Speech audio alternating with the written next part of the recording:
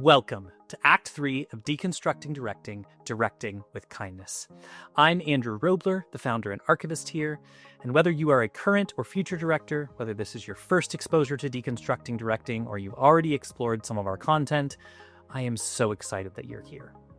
In Act 1, Defining Directing, we explored the flame paradigm for directing, a new definition for the role of a director that challenged us to get specific about what exactly it is that directors do in order to help us do it more effectively.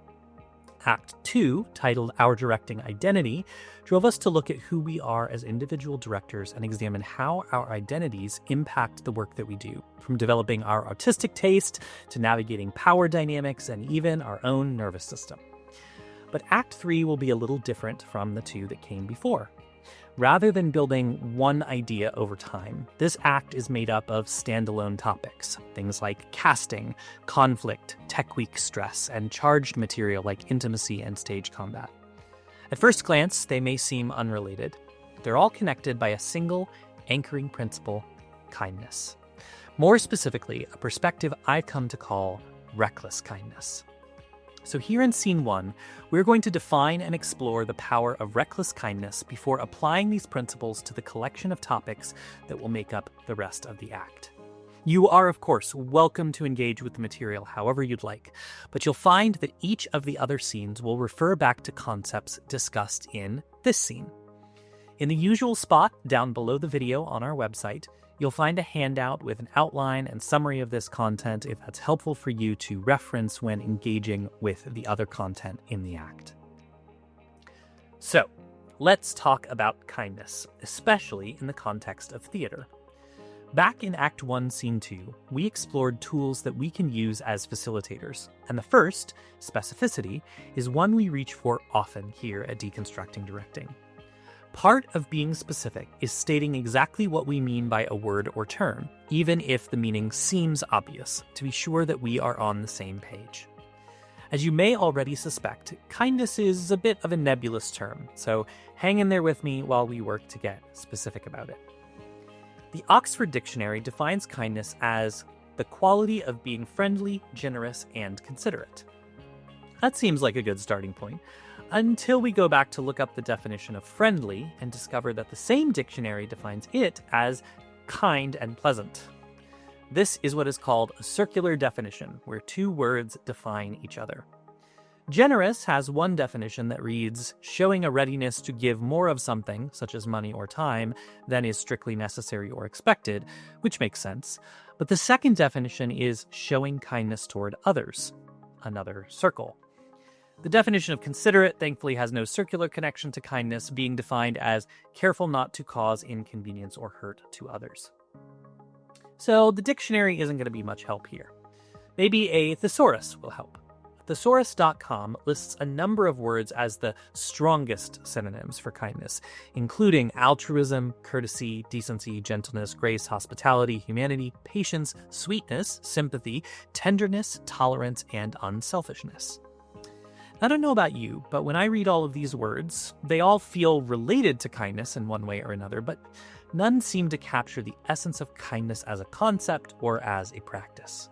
Kindness.org, a nonprofit organization that facilitates scientific research and education about the power of kindness, defines kindness as a meta-value, made up of many ideas similar to the list of synonyms we just discussed.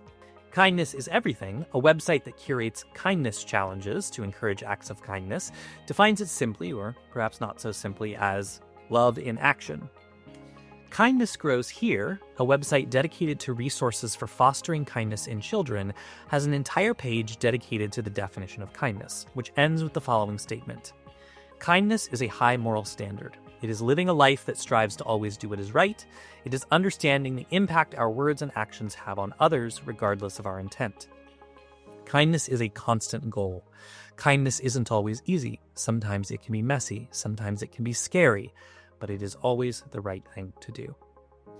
Of course, kindness is not always defined positively. There are those who see kindness as weakness, naivete, a political ploy, or power play. And there are those who use the language of kindness to justify harmful actions towards others. A famous example is that of Ebenezer Scrooge, who, when confronted with an unpleasant truth about the poor and destitute, said, if they would rather die, they had better do it and decrease the surplus population. In Scrooge's mind, it was unkind that the poor were supported at the expense of everyone else in society. Now, kindness is also sometimes defined by what it is not, most often in contrast to the idea of niceness. Niceness, it is said, is about maintaining the status quo, trying to make everyone happy, and most importantly, about the person being nice being liked by everyone else regardless of the cost. Some might call niceness a form of people-pleasing. Kindness is often defined as doing what is right regardless of whether we will be liked or everyone will be happy. So, with all of these definitions in mind, I'd like to propose a new paradigm for both understanding and defining kindness, and in particular, reckless kindness. Let's start with a simple statement. Kindness is advocacy. Which begs the question, what is advocacy? In this instance, I'm not referring to policy advocacy, but rather the more general sense of being on someone's team, of seeing them as worthy of positive regard. So we could rephrase to say, kindness is about seeing someone as worthy of our positive regard. That's getting closer, but kindness, like advocacy, requires action. It isn't enough to just think someone is worthy of our positive regard if we don't act like it, which gives us kindness is the choice to treat someone as worthy of our positive regard. Okay, but who is this someone? One trap that I fell into for a long time was the belief that I was not worthy of my positive regard, only others were. If we do not care for ourselves and our own well-being, we will quickly burn out and either withdraw or lash out, which is counterproductive to our goal of kindness toward others. So, our definition expands. Kindness is the choice to balance how we treat others and ourselves as both worthy of our positive regard. So let's take this definition for a spin in some common situations where we might say that kindness is occurring or necessary and see how it works. Someone near me on the bus is wearing a fabulous hat, so I choose to compliment them on it. It does my positive regard for myself no harm and demonstrates my positive regard for them. That's pretty clearly an act of kindness. A friend asks to borrow $1,000 for a sudden car repair. I agree to give them the money even though it would mean emptying my emergency savings account because I'm worried that they won't like me if I don't. On the surface, it seems like a kind gesture, but it hurts my regard for my own well-being in pursuit of demonstrating my positive regard for them. Not exactly kindness by our definition. Well, one more. A student in my class is constantly late, and their arrival disrupts my teaching each time it happens. Out of positive regard for myself, I set a rule in place that if you are more than 10 minutes late, you may no longer enter the classroom. On one hand, I am protecting myself and my efforts as a teacher. On the other, I am no longer treating that student as worthy of my positive regard due to their constant tardiness. It would not fit our definition of kindness. If we look back at that list of synonyms we discussed earlier and hold them up next to this definition, we can see how each one of them represents a specific application of or approach to this definition of kindness, both towards others and towards ourselves. Looking at these examples, balance is a lovely goal, but how exactly do we know if our positive regard for others and for ourselves is in balance? It's helpful here to recognize that balance is a verb and not a noun. It is something we expend effort towards and something we must constantly adjust, like keeping our balance when standing on one leg. It doesn't always feel even. Sometimes it means saying no to a request that would exhaust us. Sometimes it means holding space for someone else's growth, even when it costs us time. So what then is reckless kindness? The word reckless is often seen as negative because it implies carelessness in the face of risk. But ultimately, it's a subjective term that is most often used as a criticism of someone else's behavior. And the implication is that whoever we are describing as reckless should have been more careful. In the context of kindness, I would offer the question, careful of what? Careful that kindness doesn't interfere with making money? Careful that our kindness doesn't interfere with a flawless final product? What is it exactly that we are afraid prioritizing kindness will hurt? This is why I embrace the idea of reckless kindness, of choosing to balance how we treat others and ourselves as both worthy of our positive regard and worthy of the risks of doing so. If we wanted to be a bit pithier about it, we could sum it up as kindness first, period. Because yes, there are risks to being kind. When we don't allow ourselves to trample over others in the name of success, success sometimes comes more slowly than it otherwise might. But it's also a more sustainable and long-lasting success, one that transforms lives for the better. When we prioritize kindness, we surrender a degree of power and control. But in surrendering that power and control, which can feel terrifying when we've been taught that absolute control is our responsibility, we also surrender the weight of assumptions and shoulds that keep us weighed down. Some will argue that kindness slows things down, that it's impractical when deadlines loom or budgets shrink. But that's only true if we define efficiency as short-term output rather than long-term health. So let's take reckless kindness for a spin now and see how it works. I'm an exhausted English teacher who's been voluntold to direct the school play on top of a full teaching load with multiple students in every class that need behavioral or special education support, which I am not getting. My first instinct is that I want to quit in order to protect my own well-being, but I don't have another job lined up and I can't go without health insurance, so that would not be the best way to hold myself in positive regard. My second instinct is to get angry at the administrator who voluntold me to do this, demand to know how they think that I'm going to handle this, why me instead of someone else, and more. Anger is a valid emotional response, to be clear. I have every right to feel angry at the way I was told to do this without being consulted. But as we talked about in Act 2, Scene 7, responding when our sympathetic nervous system, our fight or flight response, has been triggered is usually not the most helpful. If I'm serious about trying to find a balance between my positive regard for myself and my positive regard for this administrator, then I need to think about how I can express my concerns in a way that does exactly that. There's no right or best response here, as I've removed what is likely a lot of context from this relationship for the purpose of using it as an example. One example might be taking time to write down my concerns about my workload and either brainstorm some possible solutions to help make this new task possible or ask if there's a way for me to get some help. I might come up with some boundaries, like only doing a one-act play or keeping costumes and tech simple. Perhaps I might recruit some fellow teachers who are willing to help as long as they don't have to be in charge, so that I'm not doing it all myself. And I can do all of this while still making my frustration with the way it was handled clear, whether verbally, in writing, or both. Now, I could give additional examples, but that's honestly what the rest of Act 3 will be. Discussions of situations where it's easy to forget kindness, but where reckless kindness can transform not only our own perspectives, but deepen relationships and offer powerful learning opportunities for ourselves and our collaborators. I won't sugarcoat this for you. Choosing reckless kindness is hard. Sometimes it feels impossible, and none of us are perfect. We will all make mistakes. We will let our emotions drive our actions at times, and there's sometimes context to relationships that makes the balancing act of reckless kindness especially challenging.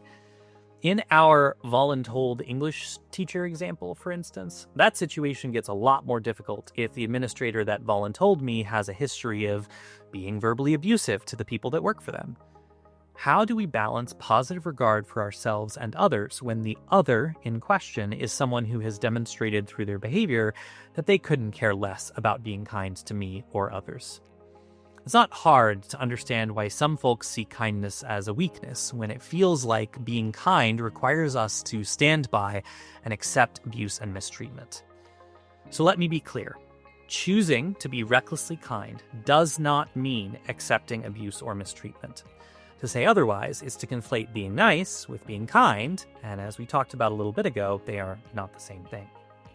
Because remember, kindness, and reckless kindness in particular, is about balancing how we see ourselves as worthy of our positive regard and how we see others as worthy of our positive regard. And in order to do the former, we have to be willing and able to stand up for ourselves. We just need to learn how to do that in a way that allows us to continue balancing kindness. So, If this is so difficult, why should we care, especially as directors? Because kindness literally changes our bodies and minds for the better. In 1938, scientists at Harvard began tracking the health of over 250 sophomores for the remainder of their lives. While that cohort was unfortunately entirely male due to the makeup of Harvard's student body at the time, the study expanded to include the children of those men, now numbering over 1,300 in their 50s and 60s. They also brought over 450 participants from inner-city Boston into the study in the 1970s. The study is called the Harvard Study of Adult Development, and it is one of the longest-running studies of adult humans in the world. Over the years, those running the studies looked at a lot of data, but in particular, they were interested in what brought the most happiness to people throughout their lives. What they discovered was that more than any other factor, like wealth, fame, social class, IQ, or even genetic makeup, it was the quality of relationships, and especially close relationships, that contributed to overall happiness. Further studies using the same data found that how happy people were with their relationships at age 50 was a better predictor of their physical well-being than the level of cholesterol in their blood. The director of the original study gave a TED Talk about it, which we'll link down below. It's just under 13 minutes, so even shorter than this video. But it's more than just longevity that kindness affects. One 2022 study found that people who regularly act with kindness report higher levels of life satisfaction and overall happiness. Another study from the same year saw results that suggest that behaving with kindness can reduce stress and lower blood pressure. A 2018 analysis sought to understand the link between trust and happiness and found that without kind actions, trusting others brought little happiness. There are quite a few studies around the benefits of kindness, both for the one acting kindly, but also for those observing kindness. It is this last bit that I want to linger on before we close. Back in Act 1 of Deconstructing Directing, I proposed a new paradigm for thinking about the role of a director, the flame paradigm. And I talked about how I see the role of a director as a wheels hub, able to impact and support all the other folks on the team.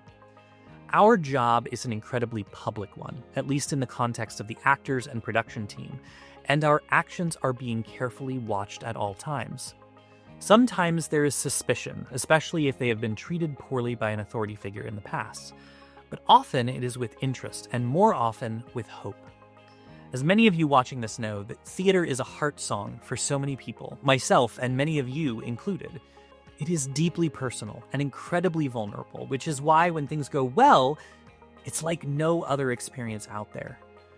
It's also why when those charged with caring for the process and the people in the process don't prioritize kindness, it can be devastating for everyone involved. As directors, the lens of reckless kindness helps us frame our thoughts and actions in a way that prioritizes living into the hope that our team has for and in us, and hopefully the hope we have for ourselves as well.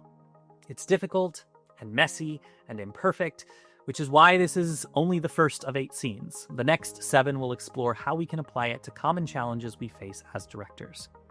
And as with all of our content, there will be plenty of free tools and techniques to help support you along the way. One of the ways that I choose to live out reckless kindness is through this work, which is truly and completely 100% free to you and will always be as long as I can help it. That said, if you find it helpful and are able to support it financially, please consider joining our Patreon, which will allow you to set up a small monthly donation and earn fun perks like stickers, monthly hangouts and Q&A sessions with me, and more for helping to support this project financially. But again, none of this content will ever live behind a paywall, so if you can't or don't want to join the Patreon, don't worry, you'll still get all of Deconstructing Directing completely free. I'll see you again when you're ready to dive into the rest of Act 3. Until then, I challenge us all to be recklessly kind.